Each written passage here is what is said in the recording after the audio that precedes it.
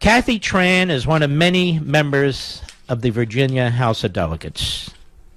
The Virginia House of Delegates, oh my goodness. Where so much of our history was. So much of our history.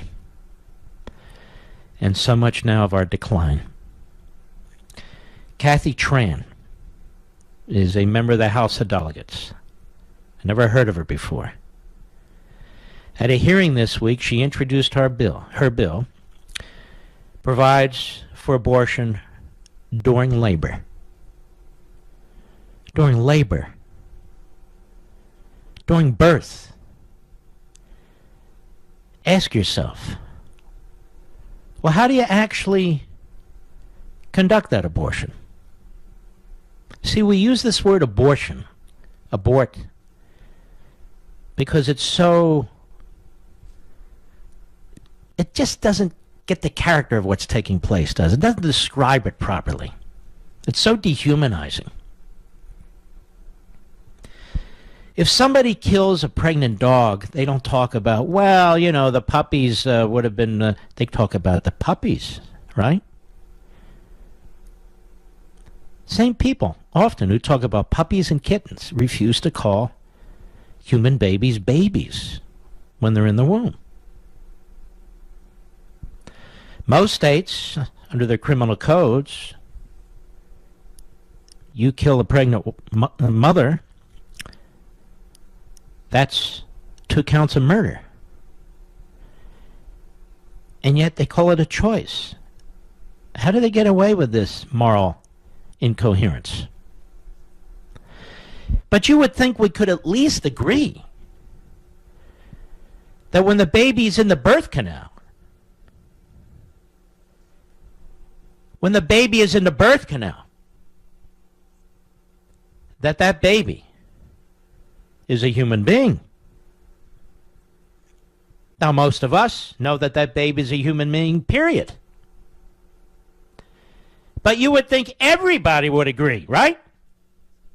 That during labor, that during the birth process, it's not a mother's choice. It's not a mother's choice in consultation with her doctor. It's God's choice. That's a baby. That's a baby. What kind of animals have we become? How inhumane have we become? Where does this end? And here's the proposal by a delegate to the Virginia House of Delegates, Kathy Tran, being questioned by a Republican delegate, Todd Gilbert. Cut 13, go. No, I'm talking about your bill. How late in the third trimester could a physician perform an abortion if he indicated it would impair the mental health of the woman? Or physical health. Okay. Okay. I'm talking about the mental health. So, I mean, through the third trimester. The third trimester goes all the way up to 40 weeks. Okay, but to the end of the third trimester. Yep, I don't think we have a limit in the bill. So, where it's obvious that a woman is about to give birth, she has physical signs of that she is about to give a birth, would that still be a point at which she could request an abortion if she was so certified? She's dilating. Mr. Chairman, that would be a decision that the doctor, the physician, and the woman would make at that point. I understand that. I'm asking if your bill allows that. My bill would allow that, yes. Yes. The bill allows that, of course.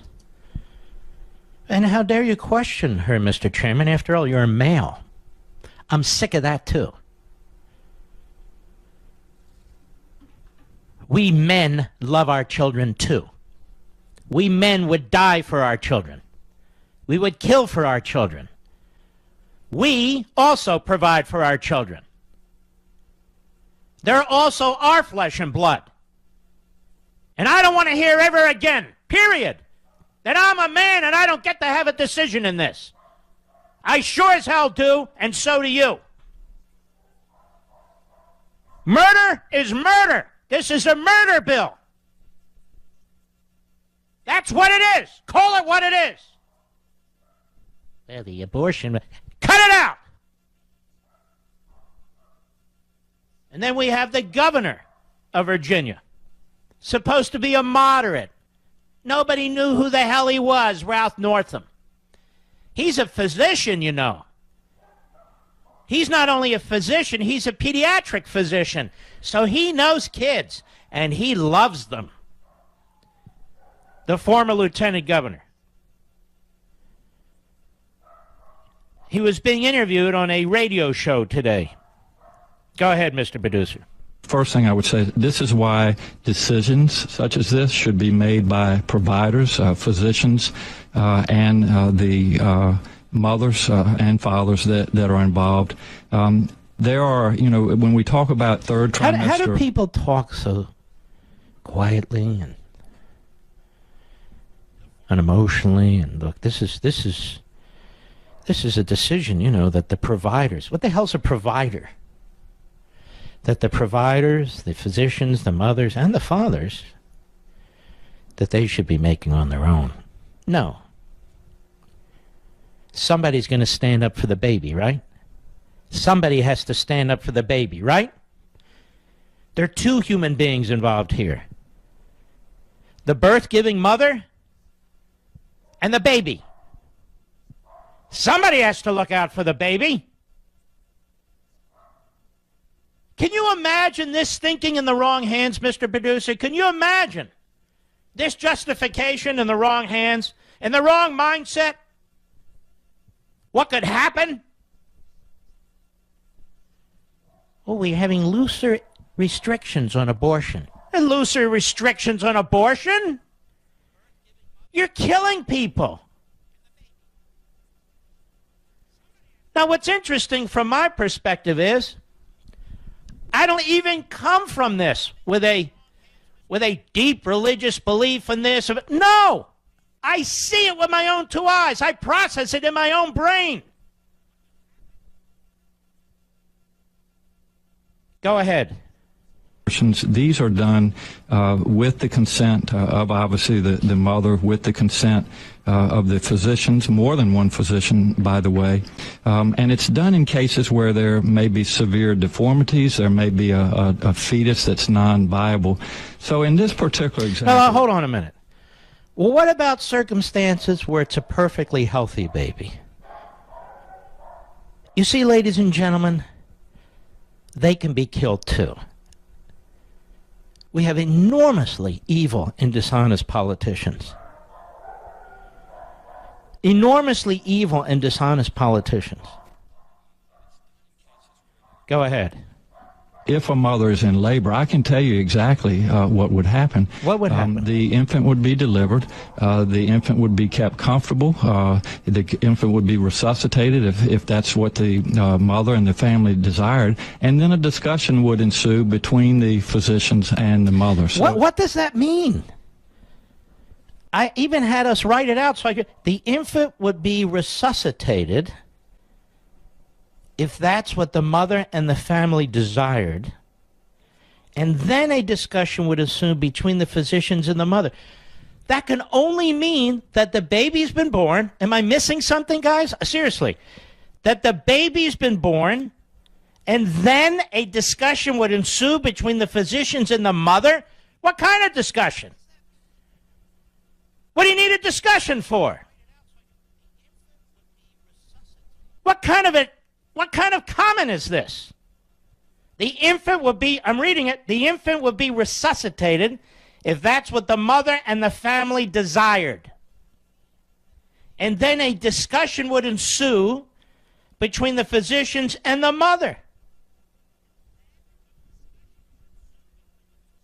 Go ahead. So I think this was really blown out of proportion. But again, we want the government not to be involved in this. Wrong! Wrong! If our government stands for anything, it stands for life. It stands for protecting people from becoming victims. What do you mean you don't want the government involved in this? Don't we have laws against murder, rape, burglary, robbery, jaywalking? We got the government involved in every damn thing. The difference is we want the government to represent our values. Since when did we become a country that kills our own babies?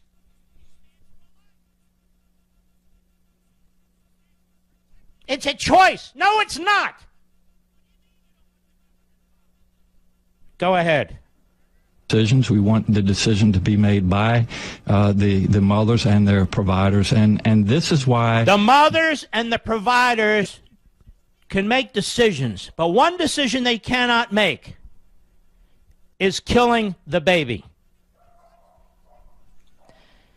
You know, in this state, as in most states,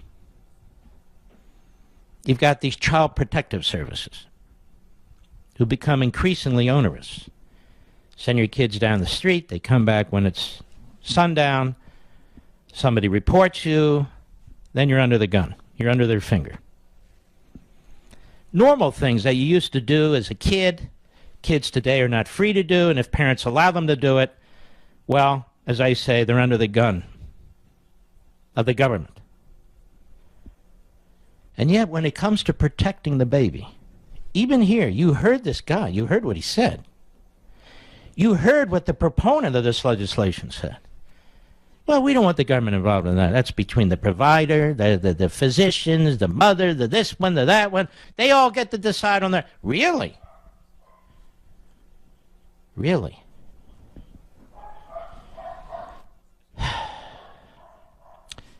This is what happens